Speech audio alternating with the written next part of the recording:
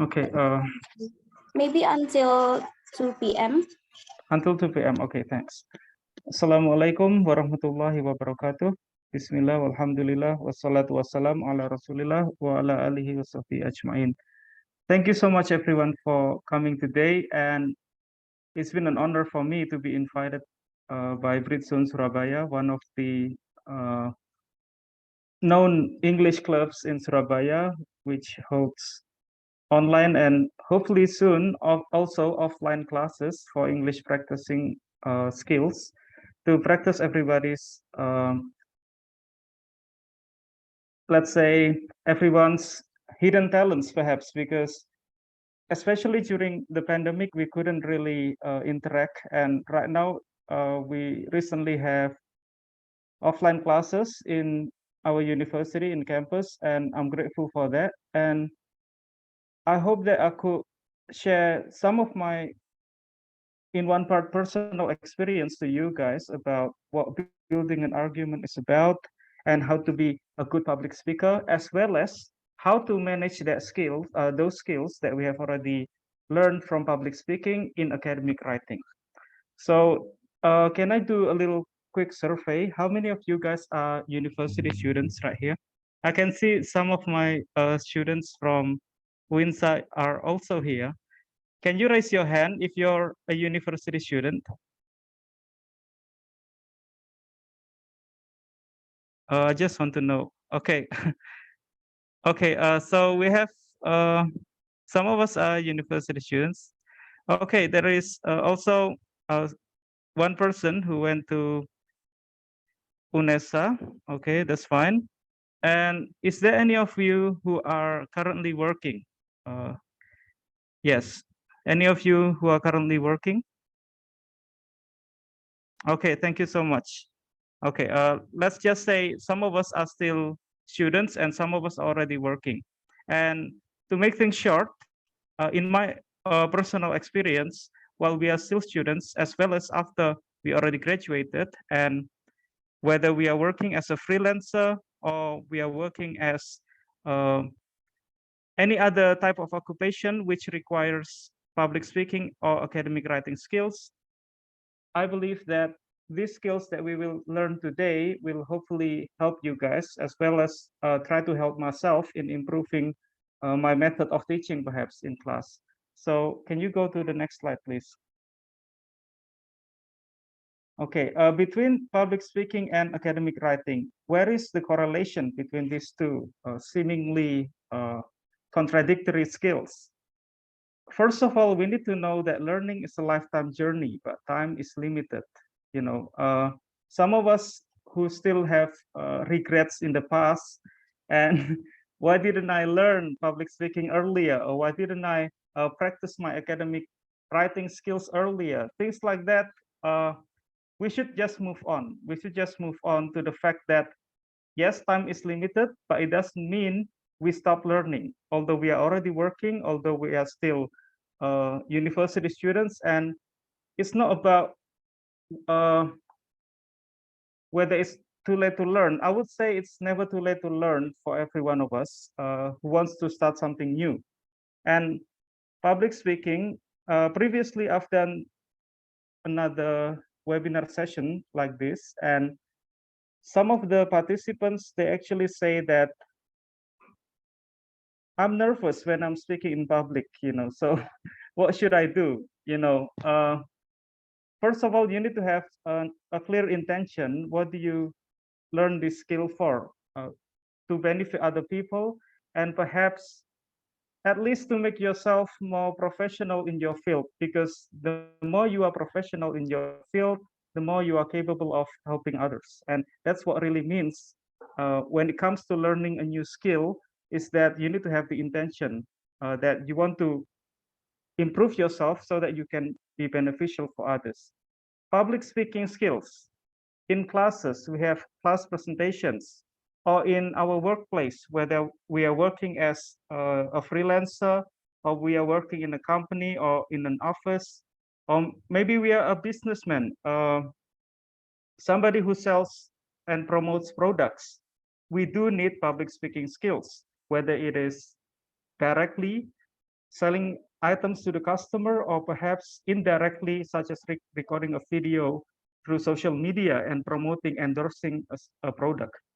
And also, we need to be able to convince our peers on why is it important for the audience to listen to what we are saying.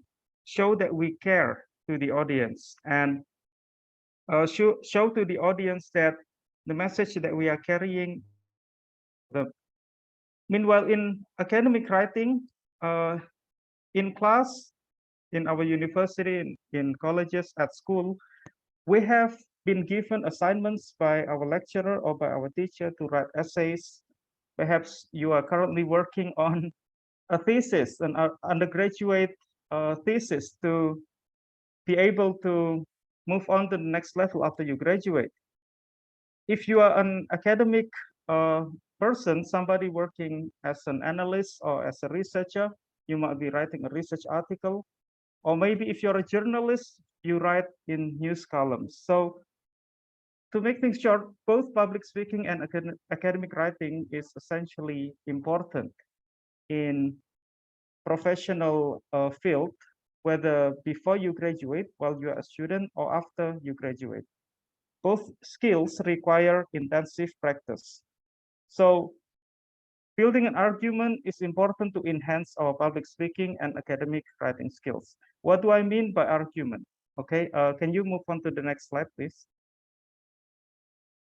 We start from public speaking first, and then we move on to academic writing next. Starting from public speaking, I would like to inform that there are at least 6 kinds of speeches. If you find another kind of speech, then please let me know, because I'm also currently learning about the skills of public speaking. Informative speech is delivering a message towards the audience and informing them what is important.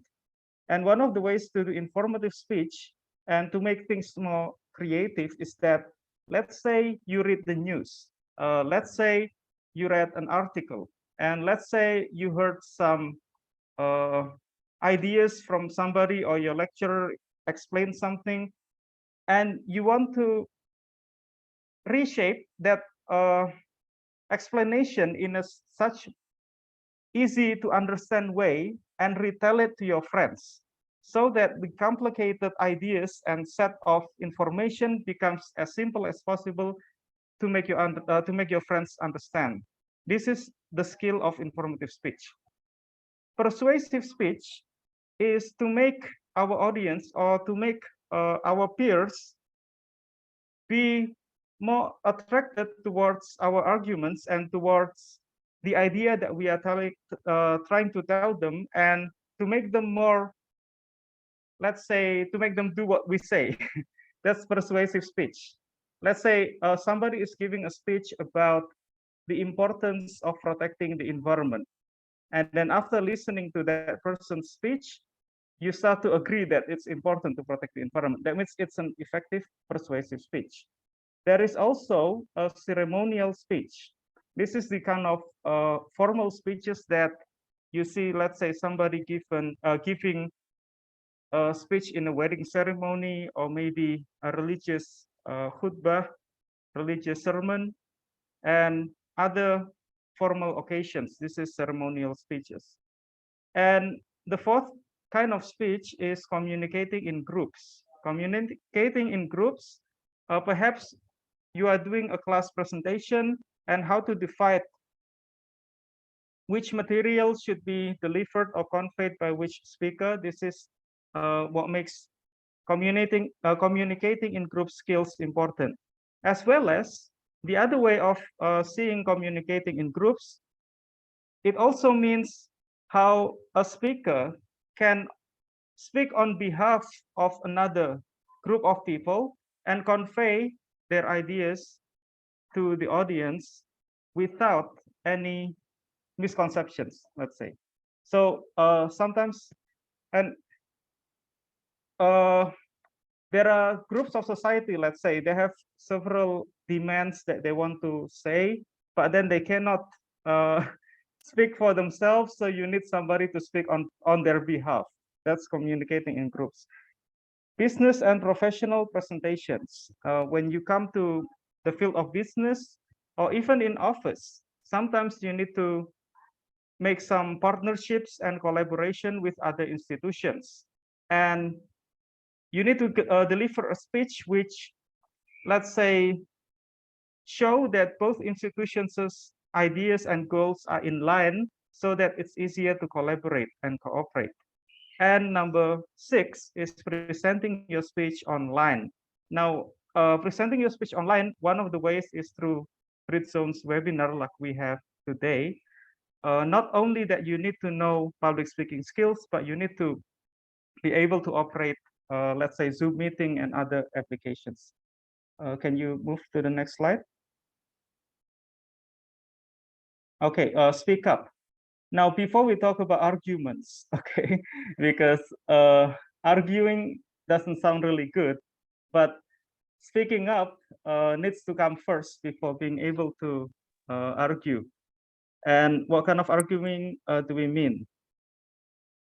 Okay, speak up, and this is also one of the tagline of Britzone Surabaya, Britzone community. Dare to speak up. Now, in my case, when I was a student, I also practiced public speaking from the point where nobody could understand what I was speaking about until at least I'm trying to make my speech much more understandable. And it doesn't matter if you don't know grammar, or it doesn't matter if you don't know, let's say, the English formulas, language formulas, as long as the first step is as long as the person you are talking to understand what you are saying, then you should use your own words instead of choosing difficult words. There are 3 things that we need to pay attention to while giving a speech or while speaking in English. Number 1 is the matter. Matter, you select an interesting topic to stimulate discussion. So if you have a specific topic of discussion, usually the topic of discussion doesn't go too wide, and you can focus on several ideas. Let's say I already gave a small example previously, the importance of taking care of our environment, for example. That could be a topic that stimulates discussion between peers. The second point is manner. Manner includes eye contact, gesture. Gesture is the way you, let's say, you move your hand. My teacher used to, let's say, she used to say, Luthfi, don't put your hand on your pockets while speaking, because that's not a good manner. So you should move your hand freely, but not too much, just to illustrate and to help you try to explain what you are saying. And number 3 is method. When it comes to method, it means the way you structure your speech. Sometimes you have introduction, and then you have your main idea, examples, and then you have conclusion. And keep on practicing. Why? Because by practicing, especially delivering speeches in public areas, it will remove mental block. So some of us who are still afraid of speaking in public, perhaps you need a different environment where it's more challenging. I wouldn't say comfortable, because if everything's too comfortable and you don't move from your comfort zone, sometimes we don't improve. So you need a more challenging environment to practice public speaking skills. Let's say in campus, but not inside the classroom, but outside. So you speak outside the classroom, in the hallway, or perhaps maybe in your hallway, and then you have some of your friends sitting, let's say, 5 meters away from you, and then they try to listen to what you are saying. So you need to speak up. Some of those outdoor practices actually help, especially today. Alhamdulillah, we don't have COVID-19 anymore, so it's possible to practice public speaking outdoors. And ask some of your friends to listen, because sometimes motivation from our friends actually builds confidence as well. Those are some of the tips of intensive practice. Next, please. Okay, these are just some examples of activities that we can do to practice public speaking. Number one is, of course, ice-breaking games. Just like the way today I'm currently newly introduced to Britzone English community, so I need to at least try to get to know everyone here. And hopefully we can, once we know each other, it's more comfortable to discuss issues. And reading out loud. For those who still have trouble speaking in English, the first start is just by reading. So then reading might not build your argument, but reading actually makes you more fluent in speaking. So you just print a speech or print a paragraph or print an English news online, and then you start reading it loud. And that's the first way of practicing public speaking before you are capable of making your own speech. And then the third one is linking words. So linking words are usually the conductor or the coach or your friend can give you a word in English, and then you start speaking about it for 1 minute. And then they give you a second word and you speak for it for a minute about that word. And then you start linking the two words that you have already explained into a story. And that's another way of starting stimulating public speaking. And the fourth one is salesperson. So salesperson is basically you try to promote an object that you have from your bag, and your friends can ask questions. The fifth one is role plays. Role plays where you imitate a certain speaker, for example, their gesture, the way they speak, and it's optional. You don't have to become that person and try to find your own style, but it's okay. It's a good practice. Focus group discussion, and hopefully this is what we will have real practice after this session. Speech competition, you could start making a competition among your friends, or maybe trying to ask students from other institutions to participate if you can hold a school competition or speech competition or a school festival where you start speaking English just to make students get used to it. Next, please. Yeah, next slide. Next slide, please. Thank you. All right. So the first step was practicing public speaking. The second step is how to develop an argument while delivering public speaking. Okay. Yes, debating was the way I practiced public speaking, but then I would like to say debating is not the best way to solve problems, because usually when two opposite parties argue, they don't find a clear solution. So focus group discussion is much better if you want to find a solution to a certain problem that you are discussing. But building an argument, yes, I took it from debating, has at least four main, let's say, indicators or four main steps or four main things that you need to have in your argument. The first one is assertion. Assertion means what cause do you support or oppose in the debate? Or what idea are you trying to persuade others to understand? Let's say the importance of protecting the environment. That means the assertion would be, let's say, it is important to protect our environment. That's an assertion. Yes. Okay, I feel you. Some of you are already experienced in debates. So, okay, thanks everyone. I used to debate as well when I was in university, but then after I graduated and I started, doing master's degree and also working in the professional field, I thought that it wouldn't solve any problems that we are facing, but we need to be more, let's say, open to discussion and to other people's ideas as well. The second point after assertion is reasoning. Reasoning means, okay, you have an idea which is it's important to protect the environment. Why? Why is it important to protect the environment? Number one, let's say because climate change is a global problem and everyone's affected by it. And number two, every small step or contribution towards the environment has a global impact and things like that. And number three is evidence. Evidence means what's your proof? What's your proof when you say that it's important to protect the environment and with those reasons? Let's say some islands in the Pacific island states are sinking, and okay, rising sea level, and we have environmental problems and diseases, tropical diseases, and all that. And then link back with all those proofs and with all those reasons, why is it important to protect the environment? Yeah. So this is an easy way of building an argument, but of course, it depends. It depends on what kind of idea are you trying to persuade others to agree with you. Next, please. Next slide. Okay, submit your proposal. This format also took it from debate, but then I found out that you can also implement it in academic writing furthermore.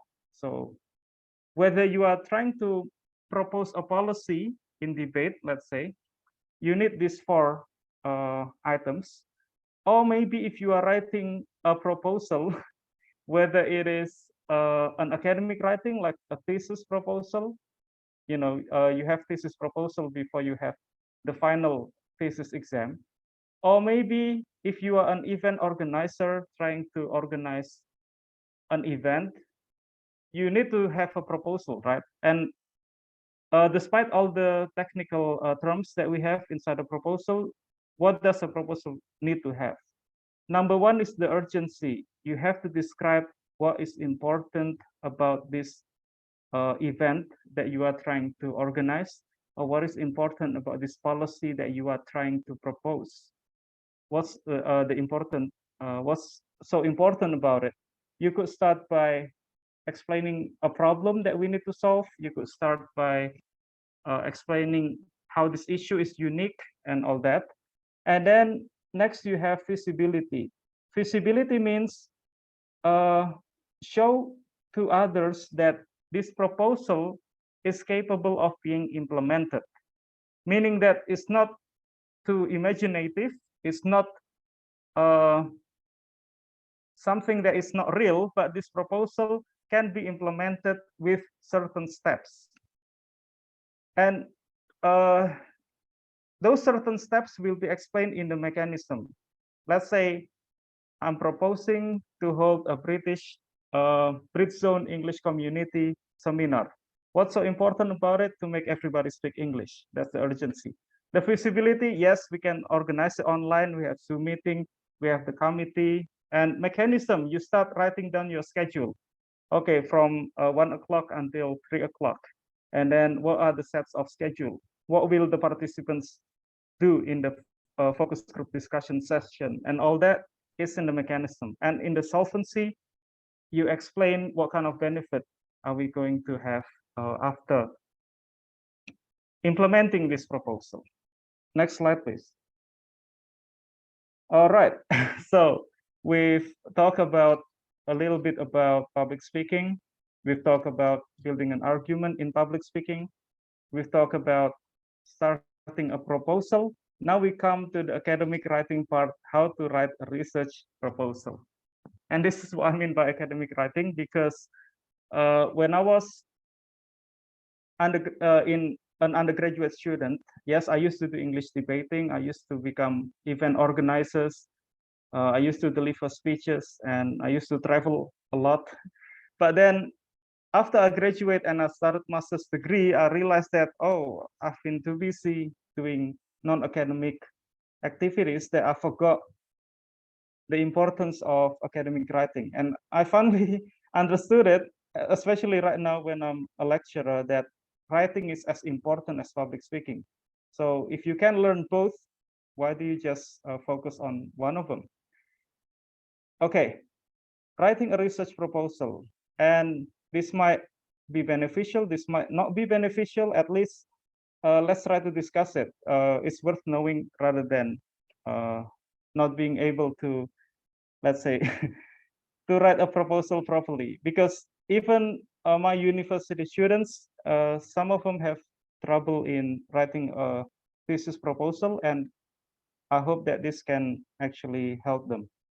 Number one, introduction. In the introduction, you explain in the background general statement of the problem, and then supported by some evidence. Then you move on to specific and intriguing topic of research, an anomaly of the unique case, and finally the reason of significance. And I took this from my lecturer in Erlangga University, and Mr. Wahyu Wicaksana, he actually explained it simply that I finally understood it and remember it until now. So what is a background? A background, let's say, I have to give you an example because if it's too imaginative, then it's hard to keep things real. Let's say you are writing a thesis about Indonesia's Indonesia's contribution or Indonesia's, or whether or not, let's say, I have to make up a title. Okay, Indonesia's foreign policies in implementing the Paris Agreement 2015. For you guys who are not familiar with international relations, Paris Agreement is an agreement which was conducted in 2015, and countries or states need to sign the agreement that they need to contribute towards the environment. And the contribution of these countries who already signed and ratified the agreement will have to be implemented in the country, and usually every 5 years the country or the state needs to give report back to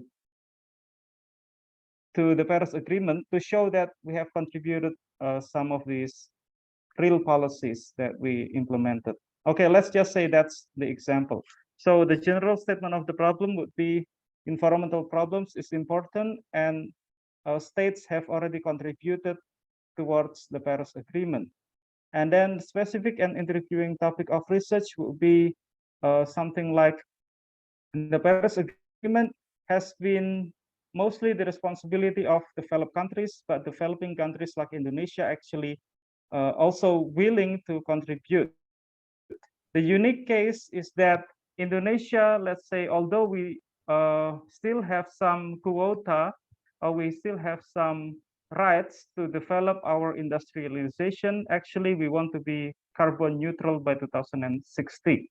And then the reason of significance is that there are still some challenges ahead that Indonesia is currently facing before being able to reach the target of carbon-free energy by 2060. And because of that, we move on to the next point, which is research question. It's still on this slide, sorry.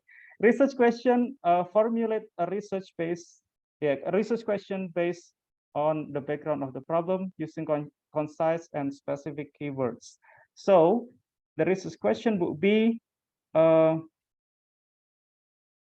what extent does Indonesia's policies contribute towards reaching the target of, or let's say, to what extent does Indonesia's carbon-free targets by 2060 contribute towards reaching the Paris Agreement 2015? Okay, that could be a research question, although it's not really clearly discussed, but I'll just give you an example to give you an illustration.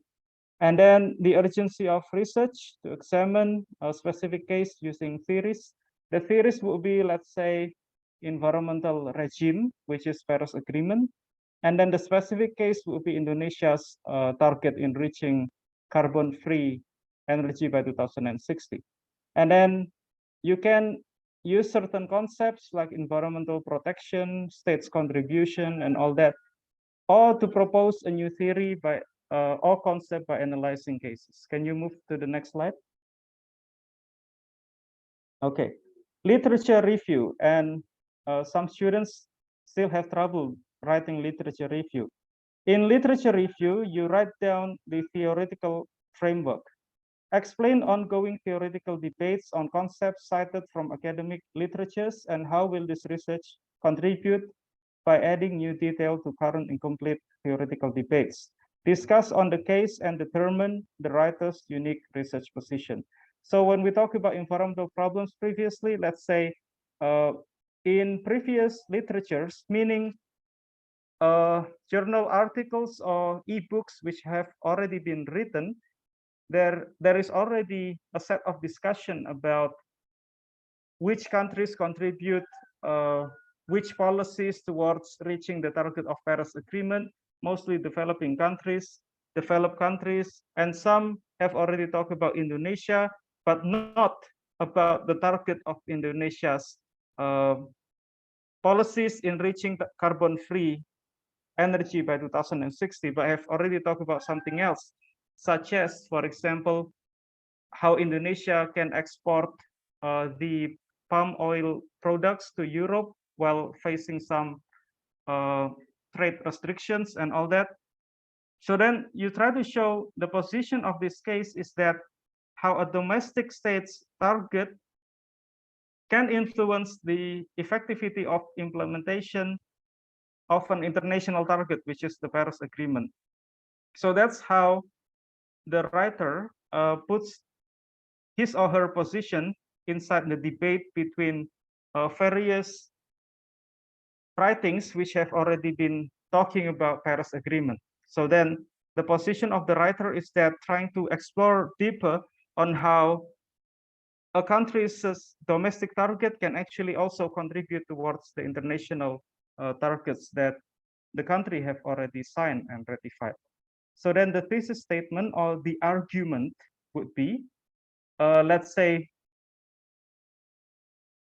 the writer argues that Indonesia's policy in reaching carbon-free energy by 2060 have successfully implemented the targets of Paris Agreement 2015 on point A, B, and C.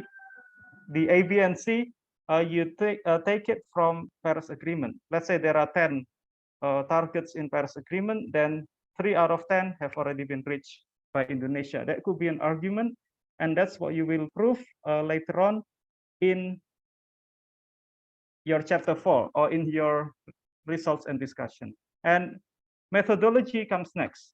The methodology is your type of research, descriptive or explanatory research. Is the data quantitative or qualitative? The method of data collection, collection procedures, and then ethics statements, cost and funding if you are doing a field research to certain institutions, method of data analysis, discover patterns between variables. Usually there is independent and dependent variable. Yeah, so the independent variable would be the Paris Agreement's targets, let's say, and the dependent variable would be Indonesia's target in reaching carbon-free 2060. And how does the independent variable influence the dependent variable? So let's say, how does the Paris Agreement influence Indonesia's policy of trying to reach carbon-free targets by 2060, something like that? And the scope of research, you try to give a statement of limitation, let's say, whether it's the context of time, let's say from what year until what year, you try to limit your research, or perhaps the scope of research. In international relations, we have individual level, state level, international system level. Can you move to the next slide?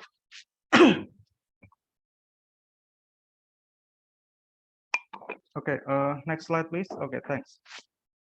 We move on to techniques. Writing systematic. So if you're writing a research proposal or a thesis, undergraduate thesis, the chapter 1 would be your research proposal, which I have already explained in the previous 2 or 4 slides.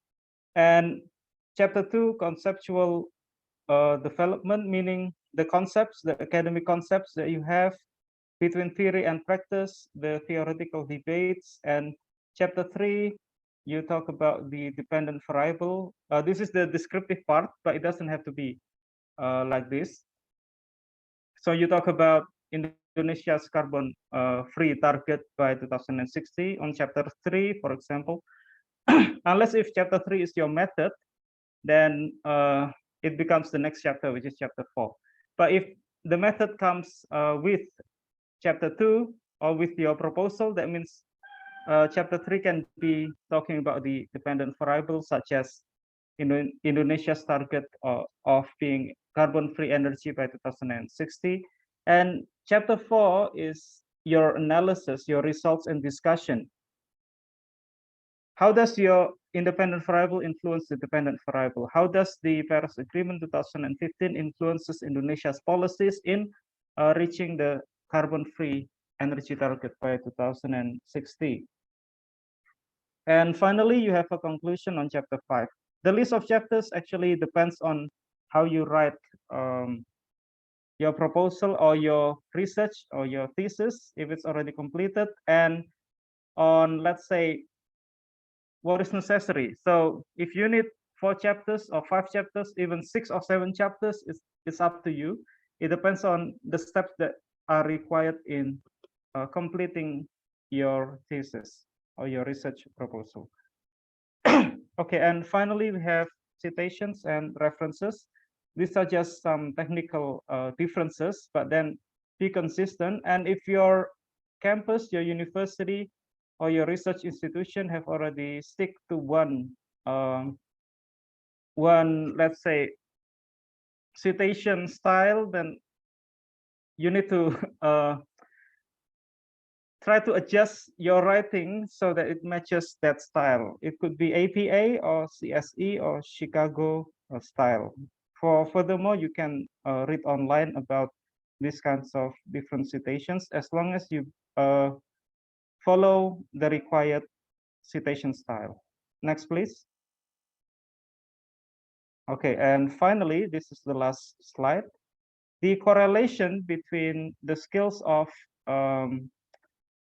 public speaking and also the skills of academic writing. Once we improve ourselves in becoming much better in public speaking and also academic writing, then I guess hopefully, inshallah, the result would be we are capable of delivering academic speech. We start from having the attitude and ethics of a speaker, as what I've already explained to you. We have 3 M's, just trying to conclude: matter, manner, and method. And then the skill of mastering the audience. Skill of mastering the audience, as I've already explained, this is the importance of learning public speaking with your friends, because you can also accept critics from your friends. And if your friends don't understand what you are saying, then that's the way to improve yourself. When you start public speaking and learning by yourself, it's good to remove mental block. But if you are capable of speaking to your friends, then that's much better because you can have some constructive feedbacks. And the next tip that you need to have is selecting a topic and purpose of speech. This is when we start talking about a certain topic. And especially in academic speeches, the next step, you need to find credible resources. So while speaking, you don't just talk about your own ideas personally, but if you need to quote certain news articles or maybe previous researchers, quotes from other speakers, then you need to mention the resource. I quote this from such and such author or such and such speaker. Organizing the body of speech. You can also use the style of RL, assertion, reasoning, evidence, link back. You can also use the style of proposal, urgency, feasibility, mechanism, solvency. You can even use the style of academic writing in constructing your academic speech. Introduction, and then research question, the importance of this topic, and the importance of this research, what previous researchers have already talked about, and finally, what is your argument? And finally, outlining the speech. So when you give a speech and you have a full text, of course, you don't read the whole text, but you need to highlight certain important points and elaborate on that furthermore with your own language while delivering the speech. So I guess that's all from me. Thank you very much, Britzone English community for having me. I believe it's already 2 o'clock, so I would like to end the session and I deliver it back to the moderator. Thank you so much.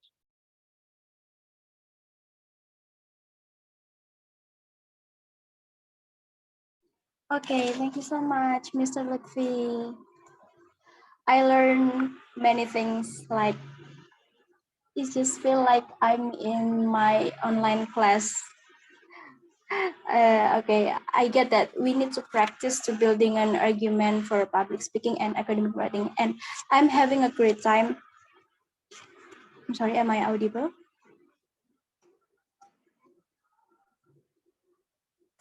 I'm sorry, am I audible? I can hear you. I can hear you. Okay, okay. Although your icon is muted, but we can hear you. I don't know what's going on. Okay, thank you, sir. Actually, I'm having a great time to learn that kind of stuff from you, sir, because this is very important for me, actually, for my study, because I need to use building and I need to study building an argument, because in my in my in my college, because I'm in statistics major, we need to use data and we need to use building an argument from that data, and I really need that the things from you, sir. Okay, so how you guys feeling? Are you guys feel the same like me? Can you give an applause reaction for Mr. Luthfi? Okay, thank you guys. Okay, once again, thank you for Mr. Luthfi for the presentation. And we are moving to our FGD session, guys. So we are going to move you to several group, breakout room, and we have facilitators in each group. Okay, first let's greet the wonderful facilitators here. Hi, Mbak Sherina. Hi, Pak. Hi, everyone. Hi, how are you today, Mbak? I'm good. Hello, Mr. Luthfi. Nice to meet you. I'm good, Pak. Okay, see you on the breakout room, Mbak. And then we also have Mbak Ovi. Halo, halo Iva. Halo guys. Hi, Ovi. And then we also have Mbak Almira.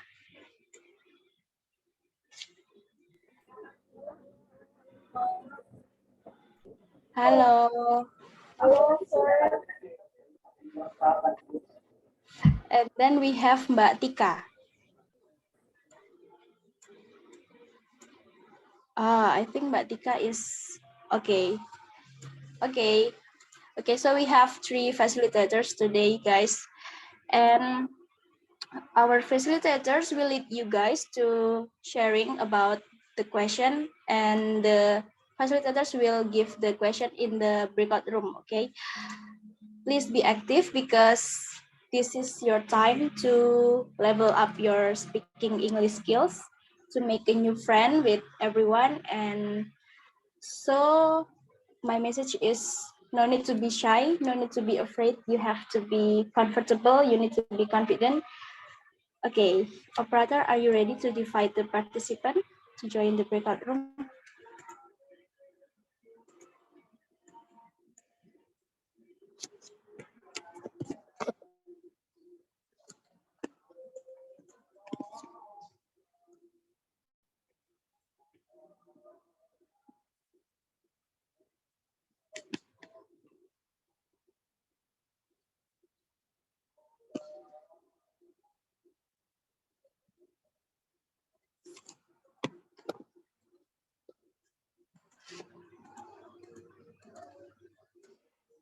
Okay, we will wait for the operator to separate you guys to breakout room.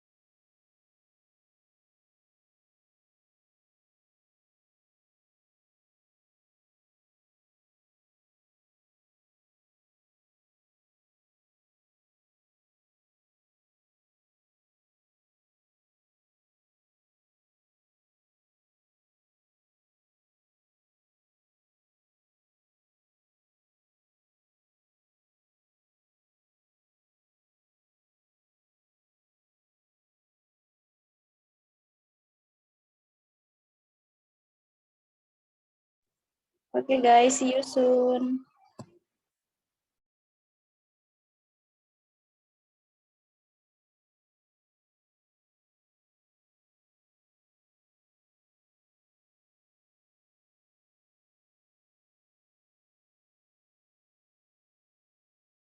From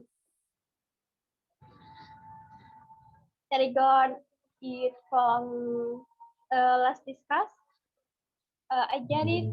If we why do we need to public speaking? Yes, public speaking is very important for us. Why? Because many jobs and many activity we have to use public speaking, and with public speaking we can to communicate with others well and clearly, like that. So we have for the example, if we have many dreams, for the example we want to be going to overseas to other countries, so we have to can many language, and we have to uh, public we have to use our public speaking to communicate with others, like that. Can you hear me? Yeah, I can hear you. Thank you, Miss Naibatul. I'm sorry if not clear. Yeah, I can hear you clearly. So that we have to exercise many we have to exercise public speaking well. For maybe for the first time we can exercise with our friends or maybe with our family, so that there is enhancement for us, like that. So I think that for me, Miss.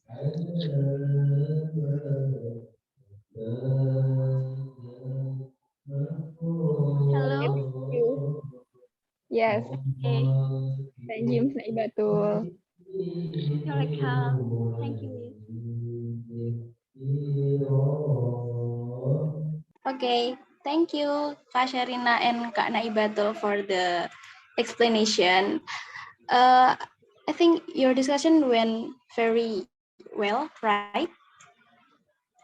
Yeah, something like that. Okay, glad to hear that.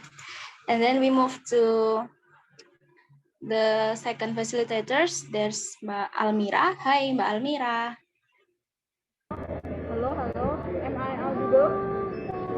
Yes, I can hear your voice, but not so clear, but still can. Okay. Because I just have some of distraction with this audio, so yeah, so sorry. I just from my record room or my FGD is Imanda. Hello, hello Imanda. Our representative. Yeah, maybe you can just share about our discussion, and yeah, just like that. Yes, thank you. Before that, I would like to send my greetings to Mr. Luthfi. Assalamualaikum, Mr. Luthfi. Waalaikumsalam warahmatullahi wabarakatuh. Yeah. So in the discussion room, it's generally like the Mbak Naibatul explanation. Yeah. How could we correlate public speak with our future dream and our plan for the upcoming events, like that. And eventually the facilitator, Mbak Almira, asked me whether I have a question or no. So I have one question, yeah, for Mr. Luthfi regarding public speaking. Yeah, wait a minute. So I have a question. How can we properly address a hostile group so that they could accept our speech? like for example, the conspiracy theorist group that say that COVID-19 is just tools to create havoc and then spread confusion and take money from small people like us, like that. So how could we properly address them so we can clear the disinformation among the people like that? Thank you. Is this the question and answer session already, or are we still Oh, discussing this room? Not yet, sir. I'm But sorry. would you mind to hold your question for the Q&A session, Kak Imanda? Oh, yes. Yes, yes. Okay. After this session, we have Q&A session, okay? Yes, thank you. Okay. And sorry. Thank you, Kak Imanda. Elvira. Okay, thank you. Okay, we have the last facilitators. There's Kak Ovi. Hi, Kak Ovi. Hello, Iva. Hi, am I audible? Hello. Yes, I can hear your voice. Okay. I'm sorry I cannot open the camera, right? Okay. So the represent of the first group is Mas Rival Rahmadani. Halo. Oh ini ya, ada. Halo Iva. Yeah. Okay. Okay, thank you so much for the opportunity who has chosen me to be a representative in our team. First of all, I'd like to introduce myself. My name is Rival Ramadhani. You can call me Rival. I am an English teacher and I'm from Medan. All right, based on our discussion before that, we talk more about how we have done public speaking in public, especially when we had different opportunities where I am myself had an opportunity to deliver my speech in Toastmasters community a few times because I was a member of Toastmaster in 2021. And now I'm no longer as a member of that community because I have been so busy at work. And yeah, I'm an English teacher, of course. And then again, what I was talking about in my delivering of a speech was about many random topics. And then yeah, for me as a person who had experience in public speaking, first attempt that I had was that nervousness. Yeah, of course, we always have respect. We always have some experience, and it feels like nerve wrecking in our nerve. So that's okay for me. I think, and as we go along, I think we can overcome those obstacles as we practice more often in preparing our materials. And then also my fellow in our group had the opportunity to speak in public. I don't remember exactly what it was, but I think it was a great speech that she has delivered in public. I like to sum up and conclude our discussion in this main room. Is about speaking publicly is how we deliver a speech with the means of people of by the means of people understand what we are saying and also be acceptable in their common sense. And most of all, we have to bring up from our problems and find out solutions, then deliver our thoughts and opinions to them so that they can learn from us. Yeah, I think that's all based on our discussion. Thank you so much for the opportunity once again. Yeah, I see you guys in another great time.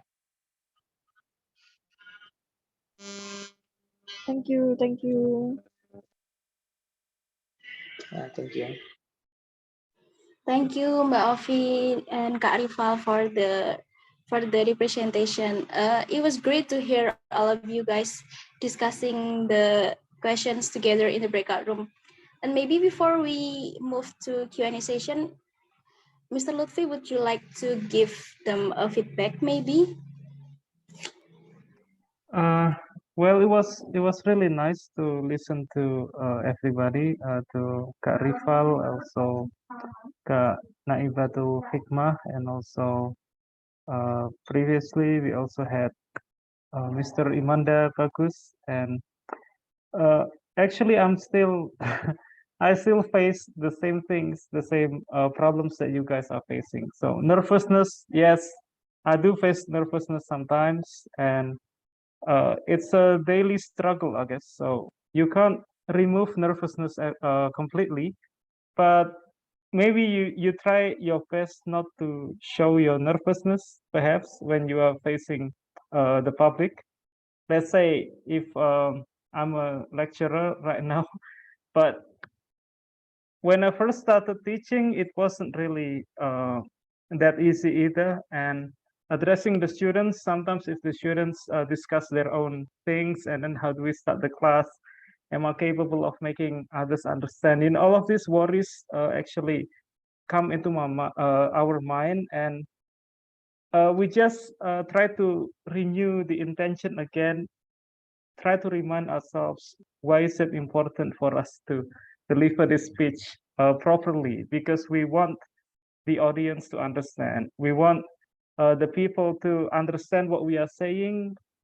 It doesn't matter if we have limitations, it doesn't matter, because in the end, it's not about us being a perfect speaker, but it's about uh, we try to overcome those problems because we want to help other people. So I guess that's what I'm still trying to struggle with every day as well. And thank you so much. We have Kak Rival and also Mr. Imanda. We have Miss Naibatul Hikmah. Thank you for your feedbacks. And listening to you guys remind me of how important it is to follow the process. Because if you just look at the result of other people's speeches, sometimes you don't see that they've been on the same problems that you guys are facing.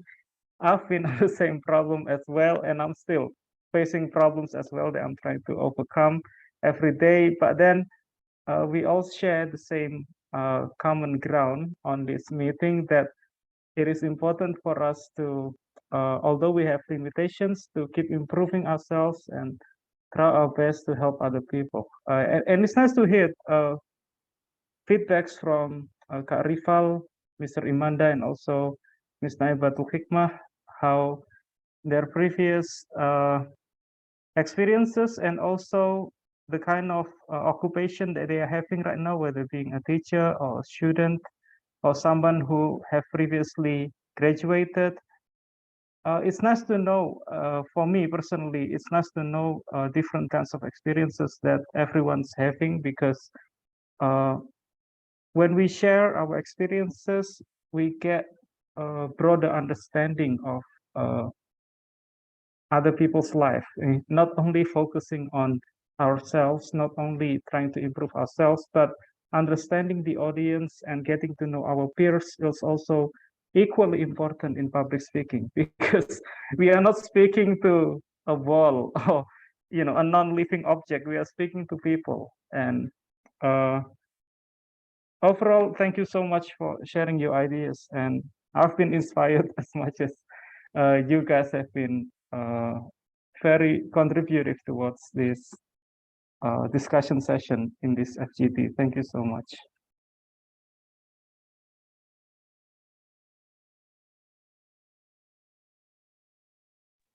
Okay, thank you, Mr. Luthfi, for the feedback. And we're thankful as well, because you made our discussion went very well because of your previous presentation. Okay, and then we move to Q&A session, guys. If you have questions about the material or anything for Mr. Luthfi, you can raise your hand or unmute by yourself. Okay, we have Kak Retnodian here and Kak Imanda. Firstly, I would like to ask to Mr. Luthfi, is it going to questions first and then answering in the last, or question answer? Maybe question and then answer and then another question and answer. Yeah. Okay. Okay, so first, Kak Retnodian, you can ask your question. Okay, first of all, Assalamualaikum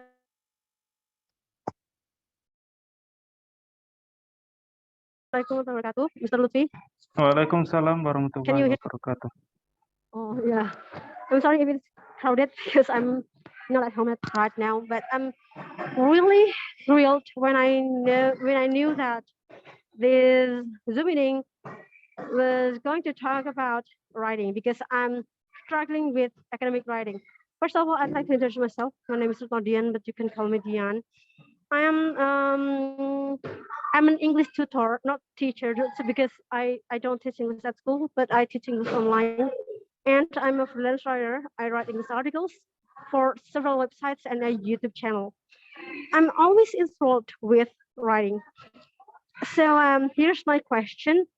What's the difference between writing English articles, like many articles that you may come across on the internet, like in simhome.com, the website that I usually post my articles, and several other websites. So what's the difference between academic writing, like essay? If I were going to apply, or maybe if I were going to have to take IELTS test, we have to be able to master academic writing if we want to pass the test. I mean, IELTS test. What would I do? What would I do to pass a test if I were going to take IELTS test? Because I'm not used to writing. I'm not used to academic writing, but I'm used to writing English articles. So it's really different. Thank you.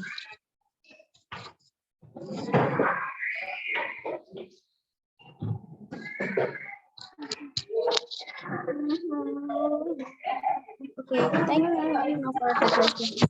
Yeah, you're welcome. Okay, so please.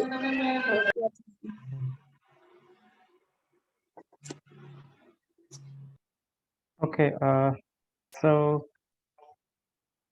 okay. Do I directly answer, or do we move on to the next question? Can I directly answer first? Yes, of course. Okay. Thank you, Ms. Retno, for your questions. So the first part of the question is, what is the difference between academic writing and also other kinds of writing? Okay. As much as I know, because I'm also still a beginner in writing, actually. Yes. Throughout my undergraduate studies, I've been too busy in non-academic activities such as public speaking. But then when I started master's degree and currently teaching as a lecturer, we need to start practicing academic writing. The academic writing that, the context of academic writing that I've been talking about during this presentation was about writing an academic article that you submit and publish in academic journals. So these are the kinds of articles, research articles that are written by researchers, whether lecturers or maybe people working in research institutions and trying to analyze data and all that. Yes, the difference is that usually the structure of the academic speech is already very rigid. That means there is introduction, IMRET, introduction, method, results, and discussion. And then on the start, you have abstract. Inside the abstract, you already say your argument, and then you have the method, and then you have the results and discussion, meaning what is your research findings? And then you explain how does your research contribute towards the topic. Now the topic can be, let's say what I've given an example in my presentation, environmental protection, for example. And the topic can be something else.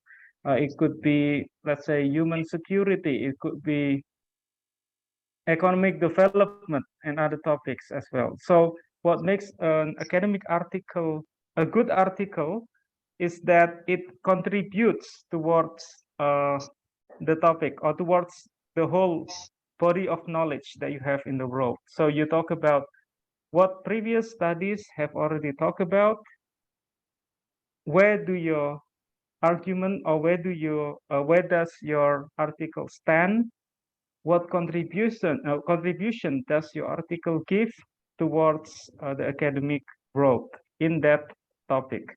So that's the difference between an academic article and other kinds of article, because other kinds of articles you can write a narrative, you could write a summary, you could write a review.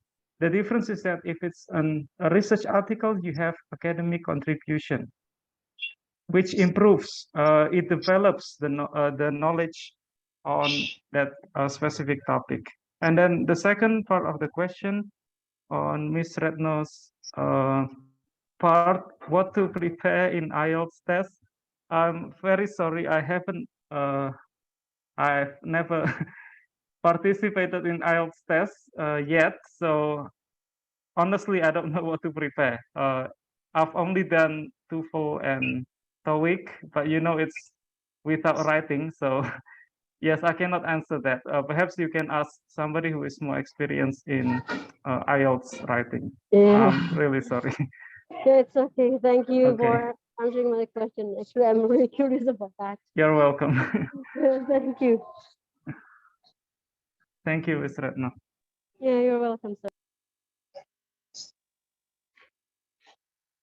Okay, thank you, Kak Retno and Mr. Luthfi for the question and the answers. Is there anyone to ask a question, guys? Actually, last time Mr. Imanda has already given his question, right? Oh yes. Yes. Would you mind to answer this first, Mr. Luthfi? Okay, I answer that first, and then if you have another question, a different one, you could ask me again, perhaps if the Okay. time is still there. So Mr. Imanda Bagus's question was about how to deal with groups of people who might not accept us in terms of our ideas. You know, there are people out there who deliver speeches giving false information, hoaxes, you know, things which are, yes, they are not scientific. That's number one. And then they have a political purpose, maybe trying to create an ongoing debate in the society, you know, trying to shift the news attention and all that. These groups, they have their own, let's say, political agenda that they try to establish. But then let's just, you know, keep it real.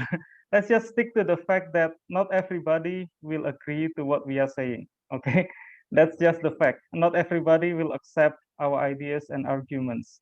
That's why there is no use trying to make everybody like us, because there will be some people who just don't accept us, whatever we do, whether we change ourselves or we stay the way we are, they just don't accept us. So let's just not see that as a problem. Now, the idea is that how to deal with false information that people are posting, especially these days, everyone pretends to be an expert, you know, while posting things on social media. What you need to do is you need to filter the information, meaning, you know, in the Quran, Allah Subhanahu wa Ta'ala said, "Fasalu ahlu dzikri in kuntum la ta'lamun." You know, consult with the people of knowledge if you do not have understanding. That means, who are the people of knowledge? The experts in their fields. That means, and also there is another verse talking about if you receive an information that you are not sure about the source, that means check it up before you spread it to the third person. That means when there are informations that you take and then you don't know whether this information is credible or not, you check it up, look for it, search for the source. Is this correct data or not? And that's what we do every day, actually, in the academic world, in campus. If there are plagiarism writing, we don't accept it. If there are false data, we don't accept it. If you write something, you don't mention the source, we also don't accept it. That means it's very important for us to check whether this information is valid or not. If there are people spreading hoaxes, then we check it up. Is it true or is it not? And if we are not sure whether this data or this information is valid or not, then we simply don't promote it. We don't talk about it to other people because it might lead to confusion. But talking about public speaking, when we deliver a speech, make sure we only give we only bring or convey information which we are sure about and which we are, let's say, we are sure that this information is not false information, and we can give you the references of this information. Meaning, if you are not an expert in certain issues, don't talk about it. Like what I've been talking about today is basically based on my personal experience. And also when I give examples, it's related to international relations. I don't talk about other major issues because I'm not an expert in those fields. So I just talk about what I'm aware of. And we can listen to other speakers as well when they are expert in certain fields, when they talk about other topics. So yes, listen to experts on their fields and don't talk about things which we are not sure of in terms of its sources, whether it's credible or not. I guess that's my answer. I think, do you have another question, Mr. Ivanda? No, thank you, Okay. sir, for your admirable explanation. That's enough. Thanks. And finally, Mr. Rifal, do you still have a question from Mr. Rifal? Yes, I have a question. Yeah, this is about me personally, right? So I have a desire to continue my study for master degree, but I don't know where to start and how to start since I started to realize that my previous major is not a major or department that I want it to be. But at the end of the day, I start to realize it again that continuing master degree is very important to pursue another goal in my life. But yeah, of course, what I need to prepare first is about how to know more about academic writing. Since I was in Universitas Islam Negeri Sumatera Utara, it's basically have no idea about what I was learning in my previous major because I found out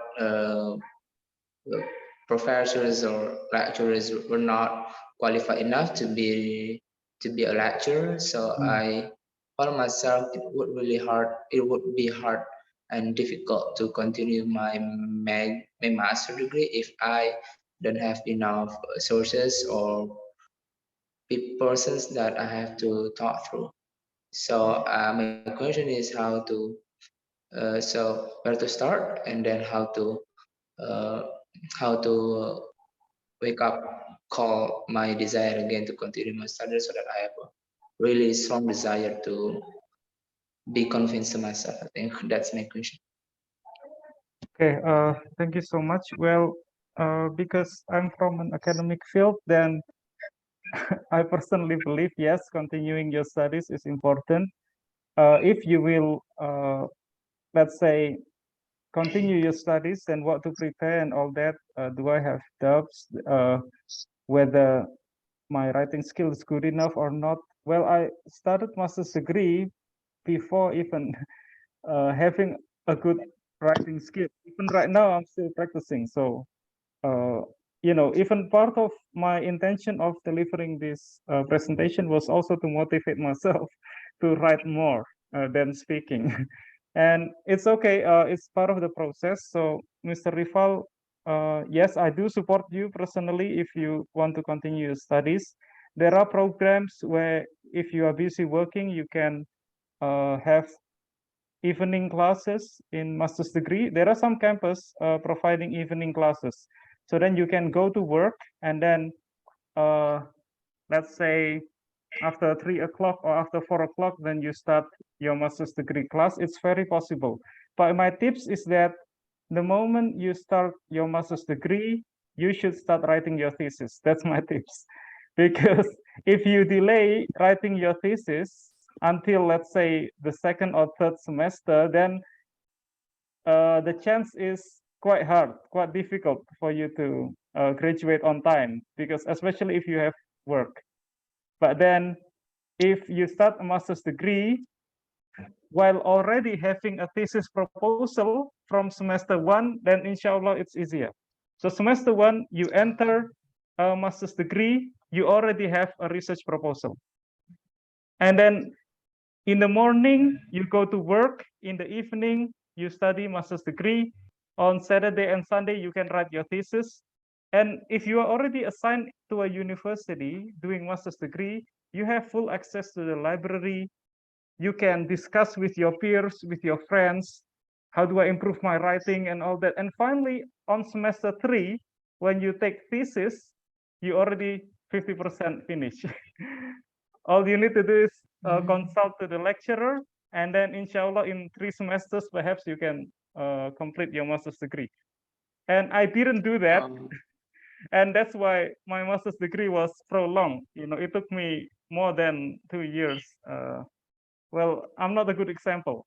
And because, learning from my mistake, if you want to start master's degree, then from semester 1, you should already have a research proposal.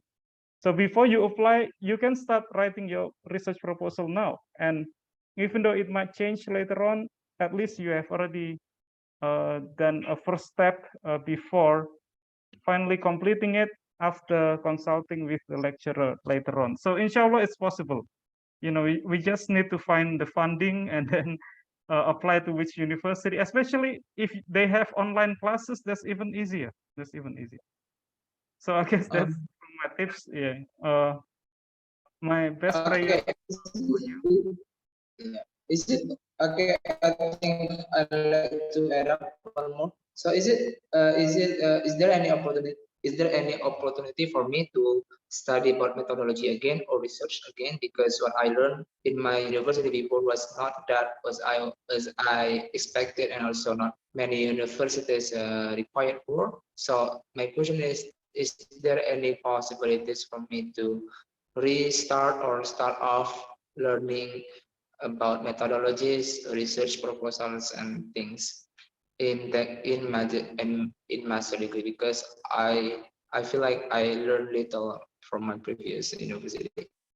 Okay, that's right. So the idea is like this. From what I learned, if you are studying undergraduate means S1, right? Undergraduate. You only learn how to write or what to write. But then when you are in master's degree, they ask you to contribute towards the body of knowledge. So yes, you will learn methodology and you will learn how to use concepts and theories, much more than using cases. When you are in undergraduate, you learn more about study cases and all that. But in master's degree, yes, research methods, theories and concepts, everything you want to know about, inshallah, you will learn about it. All right, thank you so much, sir. Yeah, because you have waken up my desire again, because I thought I would have not learned about that again in my master degree later on. Thank you so much for waking me up. You're welcome. May Allah make it easy for you to continue your studies. Amin, amin. Thank you, Kak Rival and Mr. Luthfi, and good luck, Kak Rival, for your master degree. Okay, maybe that was the last question, guys, because actually we're running out of time and you guys had excited for the Q&A session, I think. Okay, so before the, oh, okay, this is the last session. We have a photo session. I would need you guys to open the camera. So your beautiful and handsome faces will appear in our Instagram and our YouTube for documentation. Okay, operator, are you ready to take a screenshot? Okay, I will count to 3 and we're going to take a screenshot. Okay, 1, 2, 3. Another one. 1, 2, 3. Okay, hold on, guys. We need to shout out our tagline. So when I say Britzone Surabaya, you guys answer with dare to speak up, okay? Okay. Maybe we need to practice first. I'll say, okay, you guys can unmute yourself first.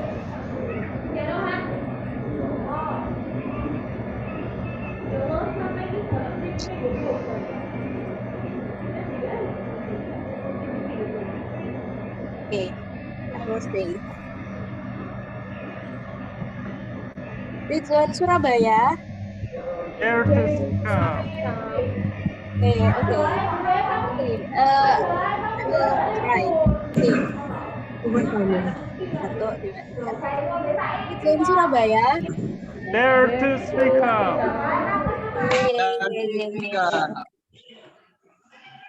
All right, go guys. You can mute yourself again. I think that's all for today's class. I really appreciate you guys for joining today's class. Hopefully you guys enjoy the class and can join in our next class. Also, I would like to give massive thank you again for Mr. Luthfi for being our conductor today. We learned many things today about academic writing and public speaking and many more. Once again, thank you so much, guys, for joining and see you.